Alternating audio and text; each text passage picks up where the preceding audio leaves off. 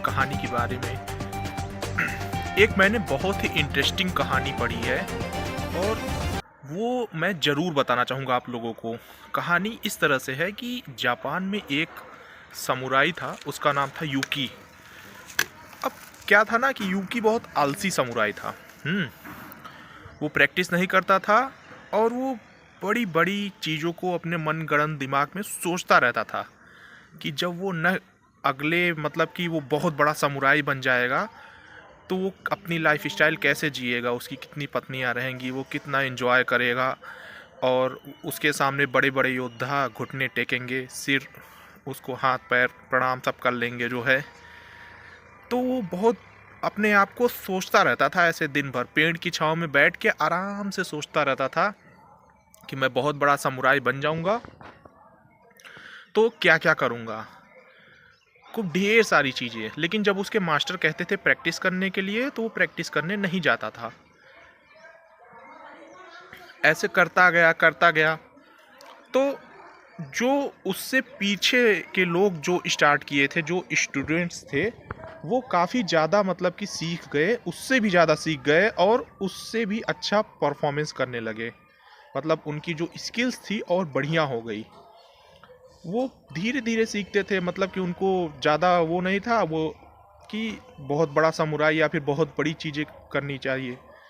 हाँ, वो पर अपना फोकस जो है ना वो सोचने पे कम और जो एक्ट करने पे ज़्यादा निभाते थे, जिसकी वजह से वो ज़्यादा सीखते गए और इवेंचुअली साल 2 साल में वो उस यूकी समुराई से भी बहुत अच्छा परफॉर्मेंस करने लगे। ठीक है। और इवेंचुअली ये हुआ कि अब उसको कोई जानता नहीं है, लेकिन उसको इस स्टोरी के थ्रू लोग जानते हैं। ठीक है। तो कई साल बाद जो है एक और समुराई मुशाई करके हुए, तो उन्होंने ये चीज़ रिकॉग्नाइज किया, ये स्टोरी से उन्होंने सीख ली कि बड़े बड़े एम्बिशंस होना ही ज़रूरी नहीं है। आपको चाहिए कि आप जो छोटे छोटे कदम उठा रहे हैं अपने आप को सुधारने के लिए, अपने आप को आगे बढ़ाने के लिए, ये ज़रूरी नहीं है कि मोटिवेशन ही आपको पुशअप करता रहे। कब तक मोटिवेशन आपको चलाएगा? एक समय बाद जो मोटिवेशन है वो ख़त्म हो जाएगा। ठीक है। लेकिन आपकी जो दृढ़ इच्छा है, पर प्रतिदिन जो हैबिट है, जो आपका डिसिप्लिन है, आप प्रतिदिन उस काम के लिए आ रहे हैं, वही आपको ज़्यादा दिन तक चलाएगा। तो भाइयों, मैं मोटिवेशनल स्पीकर की तरह लग रहा हूँ, लेकिन एक रियलिटी है कि लोग जो लूज़ करते हैं ना, उनका रीज़न यही है कि वो ज़्यादा अपने आप पे मतलब कि वो बड़े बड़े ख्याली पुलाव सोचते रहते हैं भाई मैं नेक्स्ट लेवल में।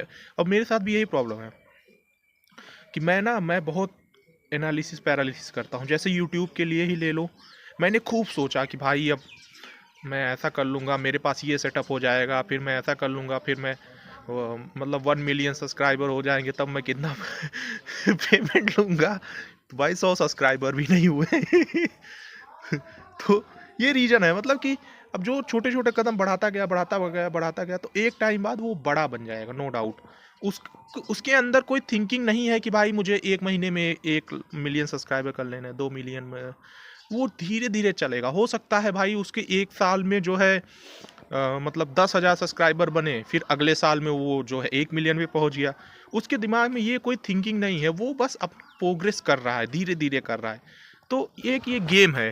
अब लोगों के अंदर ये है कि भाई नहीं, मुझे तो पूरा सेटअप चाहिए। और फिर मैं अब ये देखो, मेरी वीडियो जैसे देखोगे ना 2025 में ही बहुत ऐसा नेक्स्ट लेवल नहीं है कि नेक्स्ट लेवल एडिटिंग चल रही है नेक्स्ट लेवल, पर मैं कर रहा हूँ कि भाई पर डे थोड़ी थोड़ी मैं स्टेप्स चलता रहूँगा, थोड़े थोड़े चेंजेस लाता रहूँगा और लोगों से कनेक्ट करता रहूँगा।